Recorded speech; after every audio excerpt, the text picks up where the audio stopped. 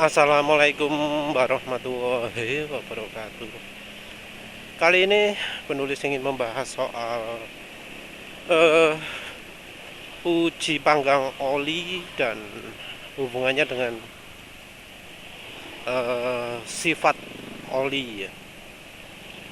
Eh, Mungkin nggak tepat kalau dibilang hubungan, karena yang terjadi adalah tidak ada eh, hubungan, tidak ada kaitannya. Jadi ada si bro sopo ya. Yes, pokoknya si bro ini komentar di posting di grup oli mesin pakai aditif minyak goreng. Dia ini eh, ngomong bahwa uji oli yang penulis lakukan itu ya sebenarnya nggak perlu ya. Karena ternyata ya menurut dia hasilnya nggak jauh beda dari kalau membandingkan angka flash point.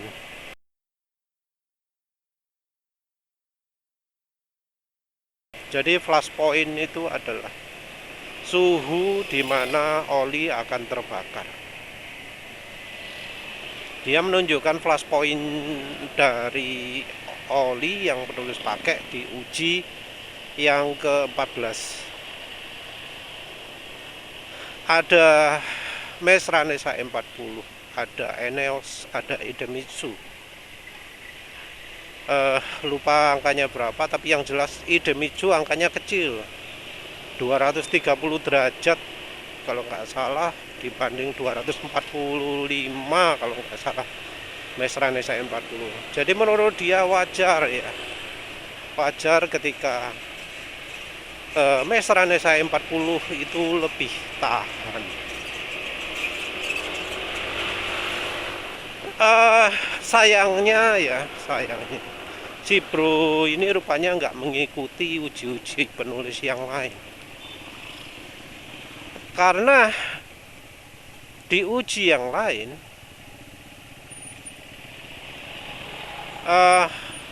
ada oli yang flash point-nya cukup tinggi tapi habis duluan. Ini adalah uji yang melibatkan oli total, oli Prima XP, oli Amsoil ya. Ya pas saat itu campur bimoli juga. Jadi ada 4, bimoli, Amsoil Signature, Prima XP, sama oli total. Oli total penulis nggak nemu datanya, tapi si bro ini nyebutkan kira-kira flash point-nya 212 atau berapa lah. Soil Signature angkanya rendah juga, 220 berapa gitu kalau nggak salah. Terus Prima XP 230-an kalau nggak salah.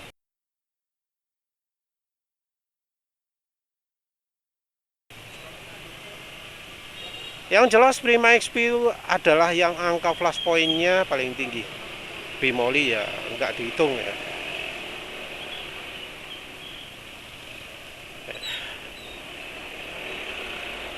Kalau ada yang bilang motor baru mesti halus suaranya, ya nggak mesti ya, tergantung olinya.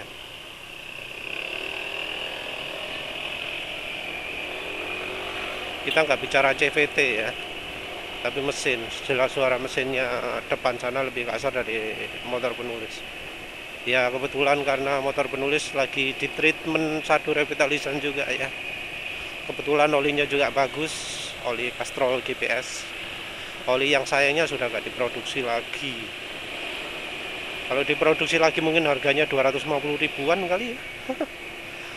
Harganya penulis beli cuma 50 ribu. Oh enak ya. Sekarang 730 km masih halus. Ini rekor ya, rekor. Karena apa namanya?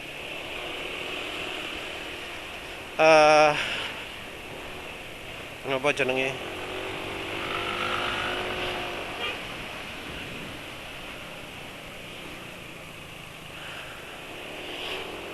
Oli apa jenenge Fastron Techno pun kalau sekarang 730 ini sudah mulai kasar. Oli Repsol mungkin masih agak halus lah, tapi masih kalah dengan ini. Terus oli apa mana Maestran ya kayak 40 ya terus mulai kasar. Terus kalau Amsoil wah padahal halus, tapi halusnya nggak halus-halus kayak gini ya. Ini ya Astrol GPS ini oli yang halusnya tahan lama ya.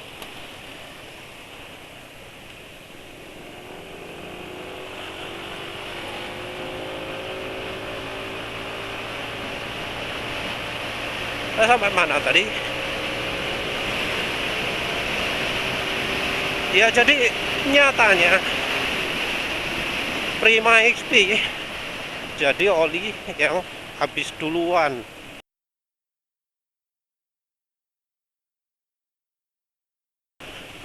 Menghitamnya awalnya oli-oli lain dulu yang menghitam, terus pada taraf tertentu mendadak Prima XP hitamnya langsung jegret gitu ya, langsung mendadak hitam.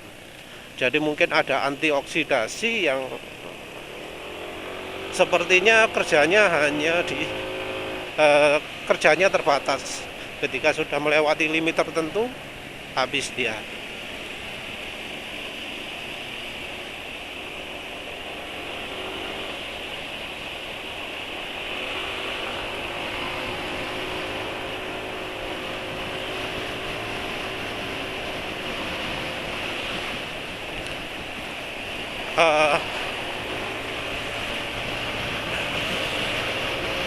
Hasil ini ya, hasil yang beda dari angka flash point itu sebenarnya hal yang wajar.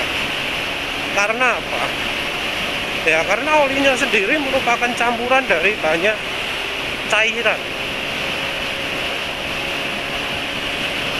Ada banyak yang mempengaruhi sifat-sifat oli. Ada yang mempengaruhi sifat antioksidasi, mempengaruhi kemampuan daya tahan terhadap penguapan, mempengaruhi daya tahan oksidasi, mempengaruhi daya tahan keenceran, kekentalan. Ada yang memperparah ketahanan terhadap panas, memperparah ketahanan terhadap oksidasi. Resep oli itu macam-macam. Jadi mungkin melihat data kekentalannya sama, data flash point-nya sama, bahan juga sama-sama hydrotreated.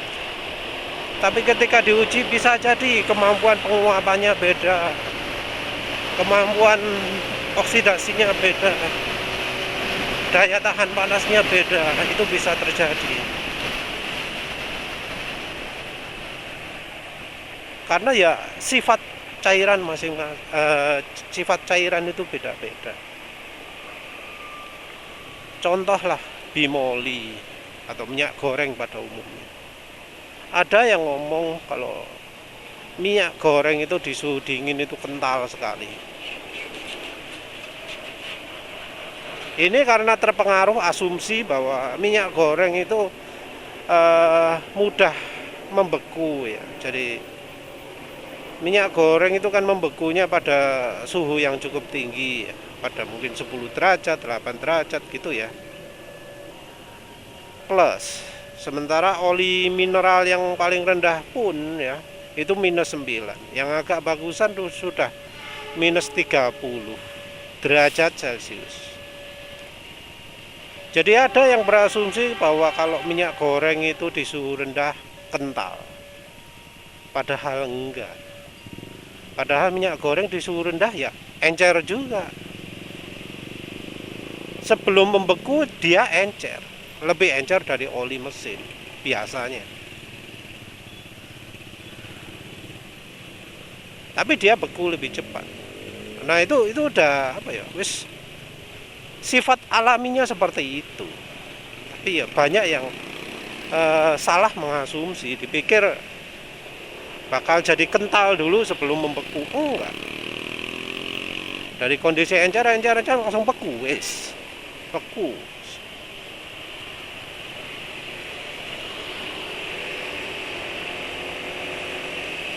Makanya ada yang ngomong kalau minyak goreng kalau dingin kental banget. Enggak, bukan kental, beku.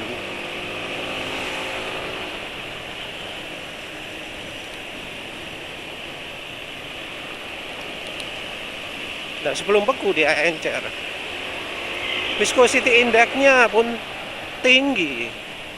Bahkan ada yang ngomong kekentalannya itu stabil. Kekentalan stabil ditandai dengan viscosity index yang tinggi.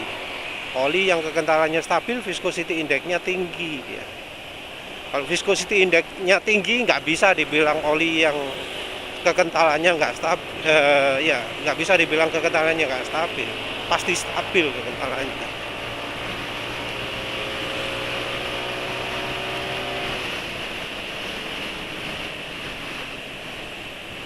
Minyak goreng kekentalannya stabil, tapi stabilnya stabil encer. Di suhu panas ya mirip-mirip, tapi di suhu dingin encernya si encer nemen.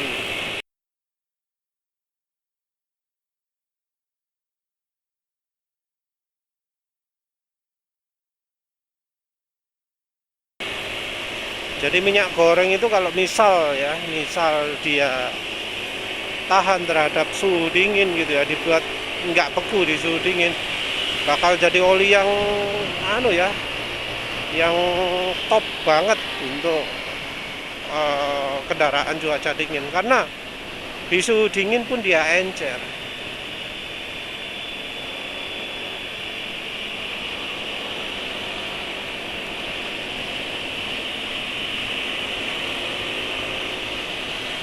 Soal hubungan antara flash point dengan hasil uji panggang oli bisa beda, itu ya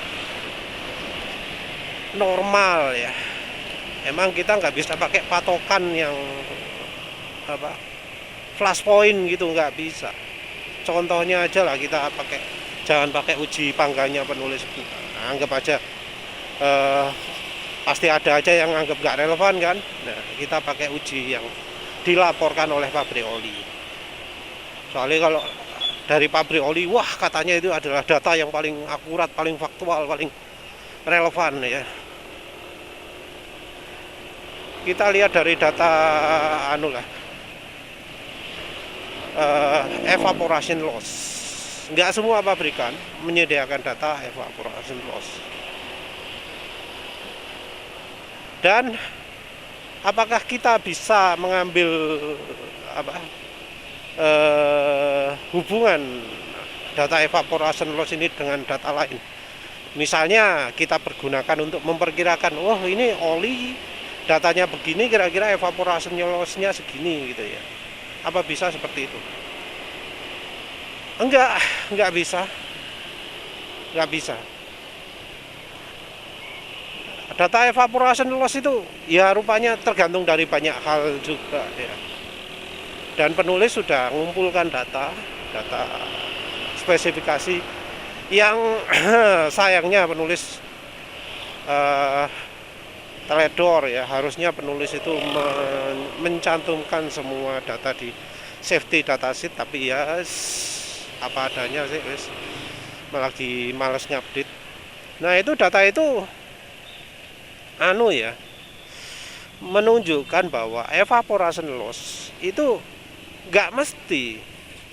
Kadang yang makin encer belum tentu makin parah evaporation loss-nya. Kadang yang bahannya lebih mahal belum tentu makin baik evaporation loss-nya.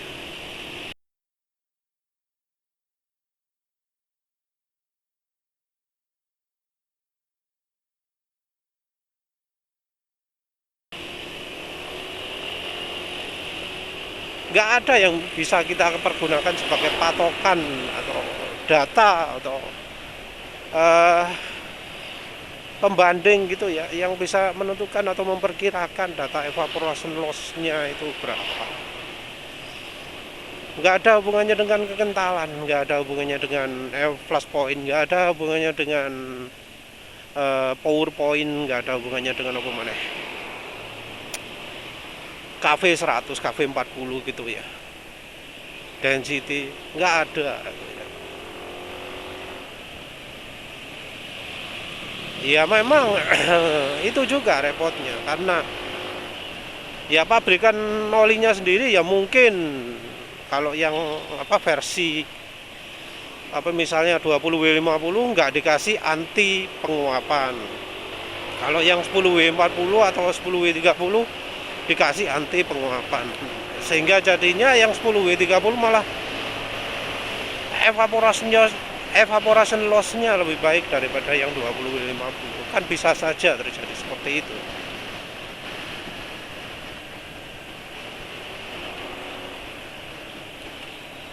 Nah, kalau sudah seperti begitu ya mau gimana lagi kalau nggak melakukan uji itu khusus langsung.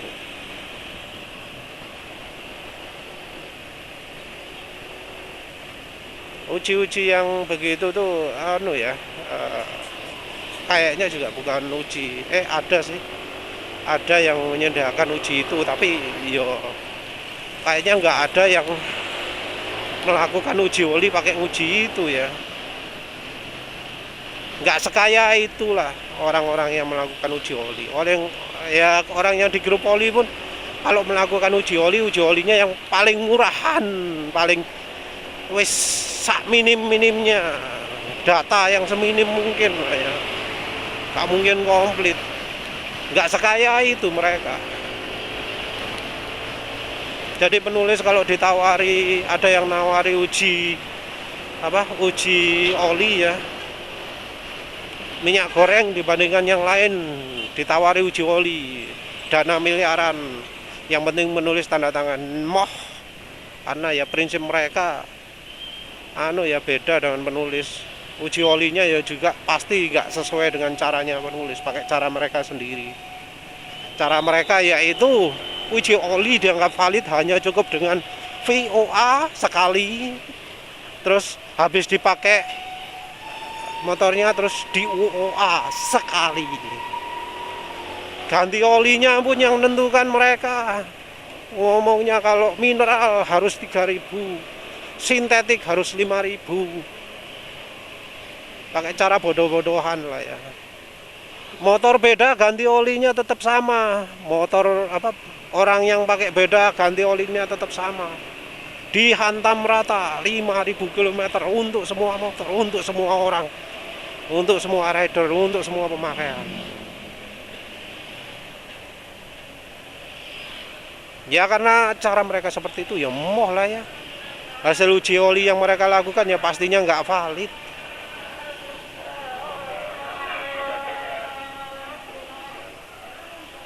Namanya uji oli itu kan untuk menentukan kerusakan mesin terutama.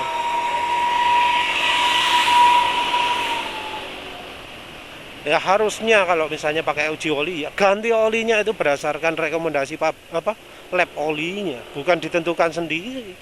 Menentukan sendiri gimana caranya?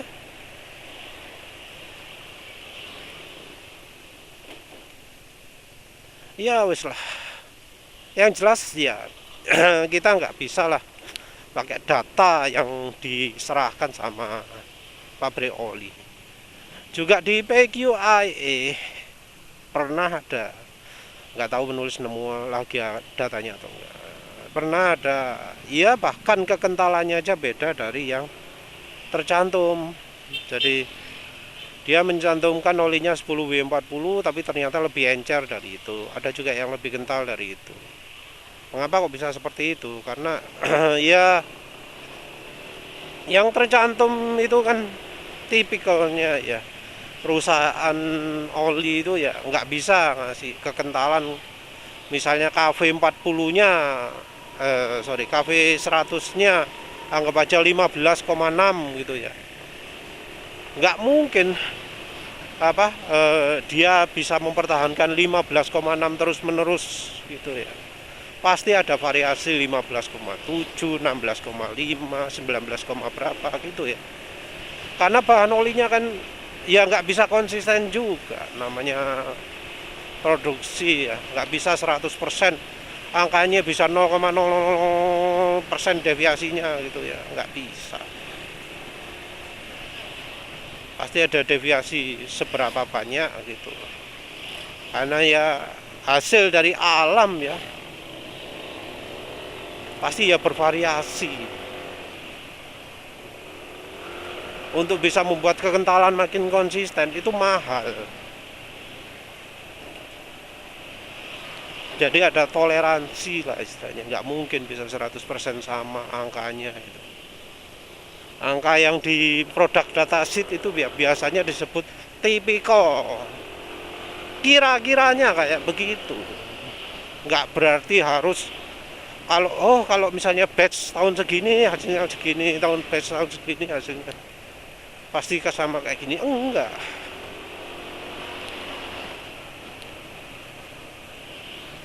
Pasti ada variasi lah.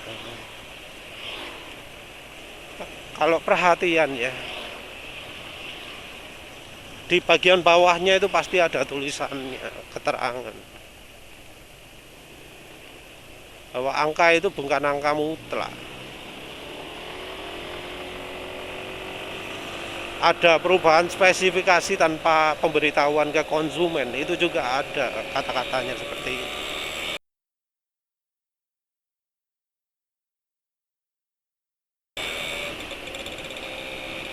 Terus ya kita jangan langsung mengasumsikan bahwa data ini langsung akan mempengaruhi data ini juga, karena ya sifat oli macam-macam, campurannya oli macam-macam.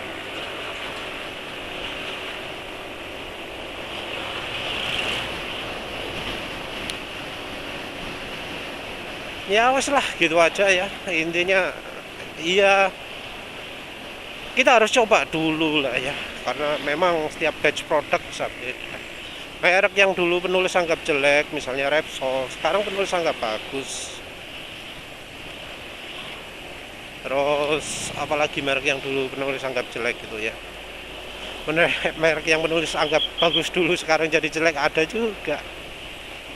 Delta Loop, Arnok, mobilnya bahannya nggak terlalu bagus.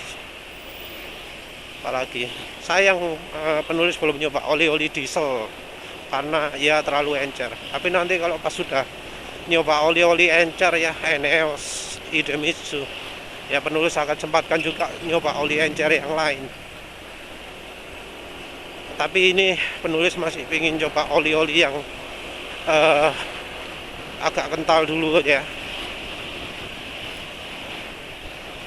Ya wes gitu aja dulu. Terima kasih sudah menonton. Assalamualaikum warahmatullahi wabarakatuh.